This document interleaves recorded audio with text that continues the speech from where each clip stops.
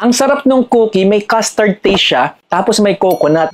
Saan ka makakakita ng cookies na may almond, cashew at coconut, tapos naka buy one take one pa? Kung gusto mo ng bagong snack na pwedeng pangregalo or i-enjoy lang sa bahay, then try natin tong si Chocolate Nutty Crackers. Naka buy one take one na to for 199 pesos. Pero pinaka-importante sa lahat, gaano pa karami yan at syempre gaano kasarap. Tingnan mo kung gaano karami yung laman ng isang box.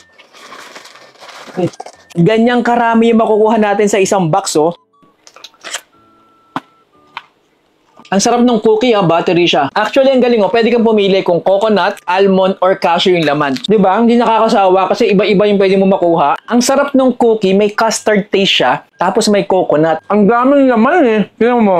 For 199 pesos, buy one take one na big box, tapos yung isang box, ganito karami. Pwedeng pang regalo to. Panalo sa sarap tong cookies na to kasi hindi siya masyadong matamis, hindi rin maalat. Custardy, buttery yung taste. Tapos pwede ka pang pumili kung almond, cashew, or coconut yung feeling. So, ano pang hinihintay mo? Please feel free to click on the basket. Stay safe and peace out.